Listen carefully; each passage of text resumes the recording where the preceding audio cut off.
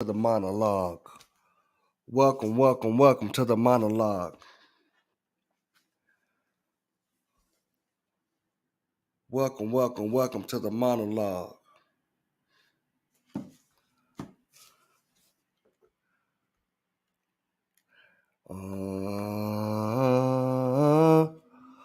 Wait till I get my money right. Then you can't tell me nothing, right?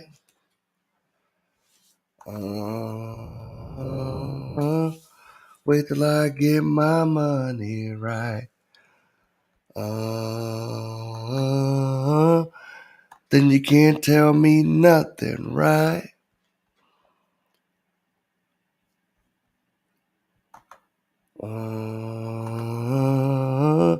Wait till I get my money right. Then you can't tell me nothing, right? Yo, check this out. Let's chop it up real quick about this whole Kanye thing, right? Check it out. I saw the interview with Carson Tucker. I saw the interview with Pierce Morgan, and I saw the interview on the Drink Champs with Noriega. I saw all three of those shows. I saw all three interviews. Now, some of you didn't see any of the interviews. You're just going off of sound bites. Sound bites of what you heard or what you thought he might say, whatever. That's all you're going off of. But I saw all three interviews with Kanye, and this is what I have to say. I also saw the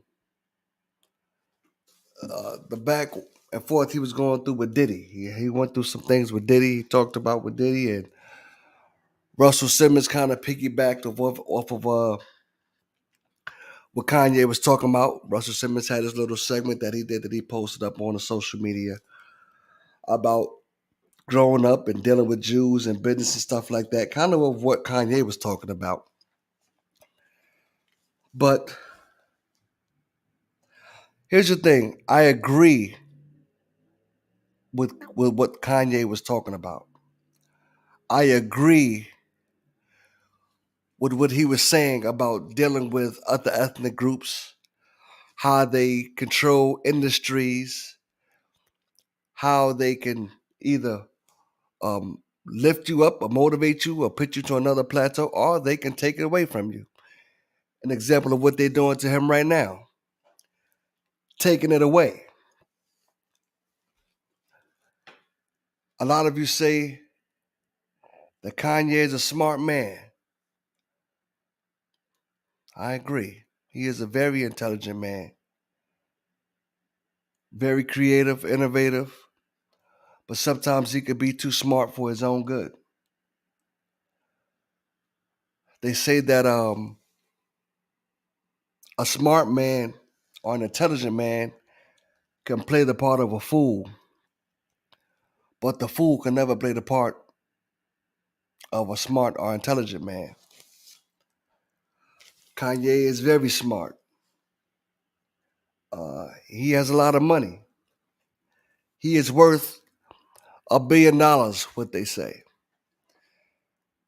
And some of you get that confused because you think he has $1 billion. No. Being worth $1 billion and having $1 billion are two different things. He is worth $1 billion. And what makes him worth $1 billion are those contracts that he had in place that are now being taken away. Whether it be Gap, whether it be the other fashion company was called Barenci or something like that, Adidas, having all those relationships and those contracts in place made him worth $1 billion. That does not by no means mean that he has $1 billion. If you listen to the interview that he had with Pierce Morgan, he was very transparent. He said, I have $120 million in my account. That's liquid cash. That's what he has access to. $120 million.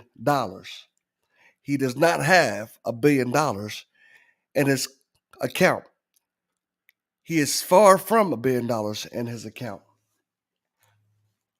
Again, I agree with everything that he was talking about as far as uh, what he was saying about the other ethnic groups, other religious groups, the Jews and the stuff like that, and what they do and how they control things and how they manipulate situations for their own good. It's all true.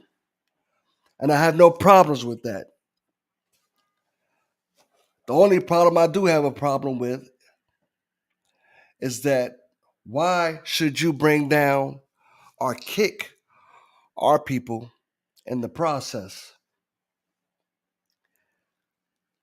What does wearing a t-shirt that says White Lives Matter on it have to do with that? What does saying that slavery was a choice for our ancestors have to do with that? What does saying that George Floyd was not murdered by these white cops have to do with that? What does taking your wealth and your money and commingling with another ethnic group instead of commingling that funds with another beautiful black queen and making some beautiful black kids and create generational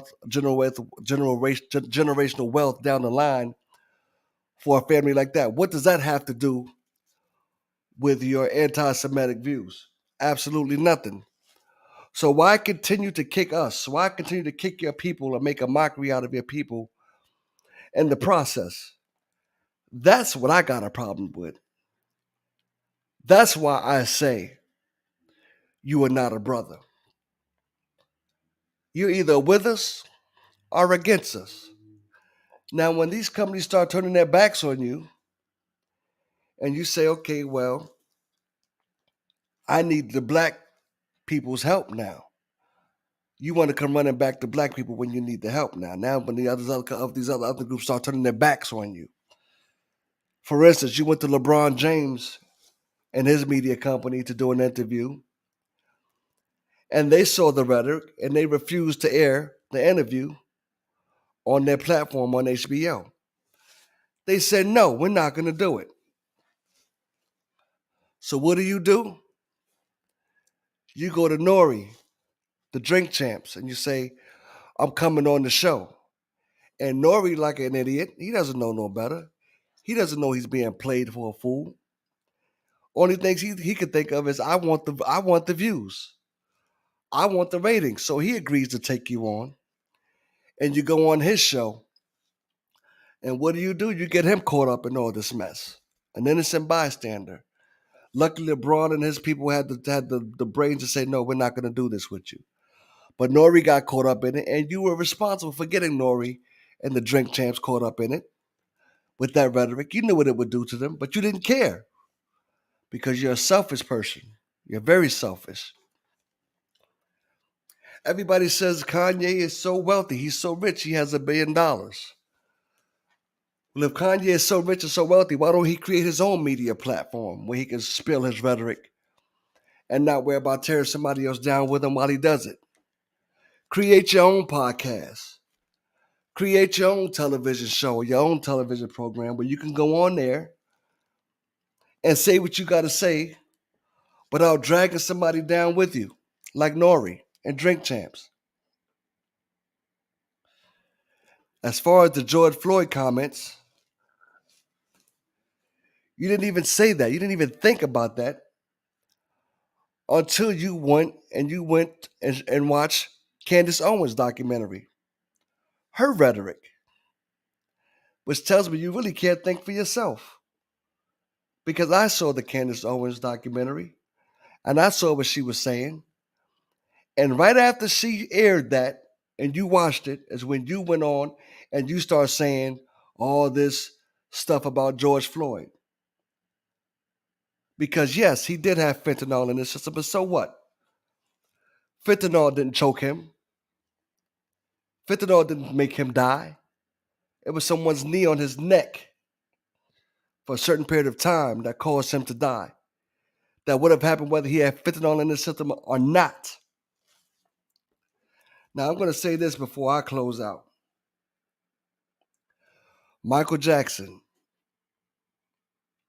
Bill Cosby, Prince,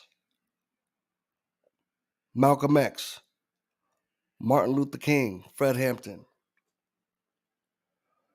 all black men, not all worth $1 billion, but when you get to Michael Jackson, worth $1 billion, yes. When you get to Bill Cosby, worth $1 billion, yes.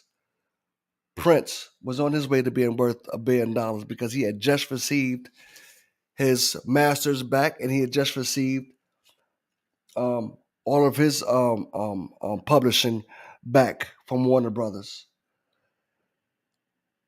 But they all were knocked down, you can best believe this, by the powers that be because they refused to back down and they continued to spread information that the other powers that be did not want you to know about. Bill Cosby was just fine until he decided to try to buy CBS and NBC. Well, they say he got too big for his britches. And so what did they do? The first time they did was they killed his son. And that was after he tried to get NBC. So then he tried again after that. I said, "Oh, you didn't learn? You didn't learn from when we tried to kill your son Ennis? When we killed your son Ennis? Okay, we're gonna get you another way then." So now they go back 30-some years and they get all these women to claim that he did this and he did that, whatever, he raped, whatever.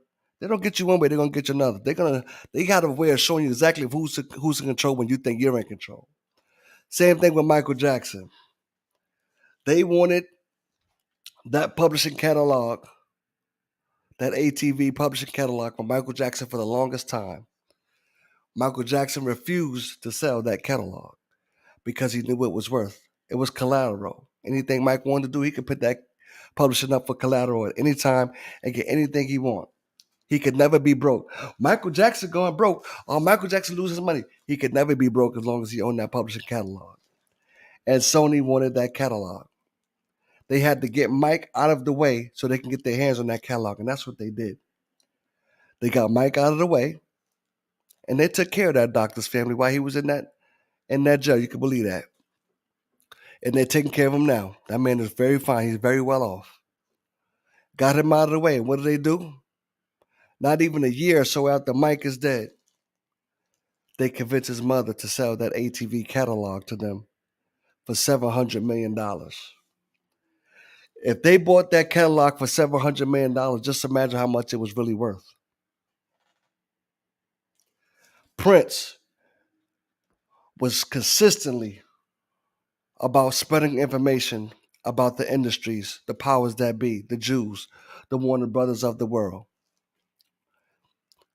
Prince finally got his catalog back, got his masters back.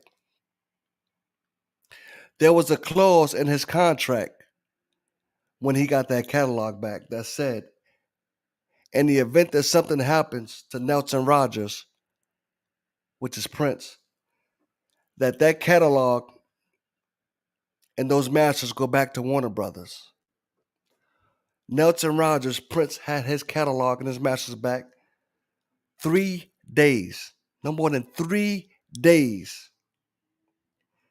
And after that, he was found dead in his house. Now, understand this.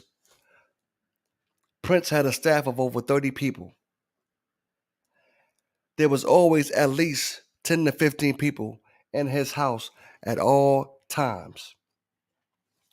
At all times, whether it was whether it was chefs, maids, drivers, groundskeepers, whatever. At least 15 people at all times at his home, in his home. But the day that he died, there's nobody in the home. You think that's a coincidence? 15 people, all of a sudden, there's nobody in the house when he dies? When there's always 15 people, at least 50 people in that house at all time? This is the powers of be that letting you know when your britches get too big for you, we will bring you back down to reality. We will show you just who is in control. And if Kanye doesn't learn from the Oprah Winfrey's of the world and the Tyler Perry's of the world about getting in line, he gonna find out very soon. Tyler Perry knows his place. Oprah Winfrey, she knows her place. She don't get out of line. He don't get out of line. Like I said, I agree with what Kanye is saying. The information is true, but I can't rock with you if you don't rock with my people. And if you ain't with us, you against us. And if you consistently try to kick us down and make a mockery out of us while you're on your way up, I can't get down with you. That's what I got to say about the Kanye situation. Keep pushing, bro. I'm hoping that things work out for you. You got an uphill battle now because you done lost all your contracts, all your peoples, all your supporters are saying, Kanye's good. He owns 100% of his brand. He owns all of his licensing. Well, here's what I got to say to your supporters. What good is your brand or your licensing if you don't have no distribution? You think Kanye's rich enough to create his own distribution channels? If he was, he would have did it by now. Think of all the rappers you know that got their own record labels. Oh, I got a label. I got my own imprint. What good is their label or their imprint if they have no distribution? They don't own no planes to distribute all around the world and go to drop off all this stuff to different places. They don't own the planes to do that. They don't have the means to have the distribution channels to do that. And neither does Kanye. So he can own all of 100% of his brand and 100% of his license, all he wants. If he has no distribution, that means nothing. You can have it, but it ain't going nowhere. I got a trademark myself that says I'm too cool for that. How much money do you think it's making me? Doesn't mean nothing if you have no distribution channels. So yeah, he got it. Ain't gonna be able to do much with it though. Keep pushing, brother. I'm out.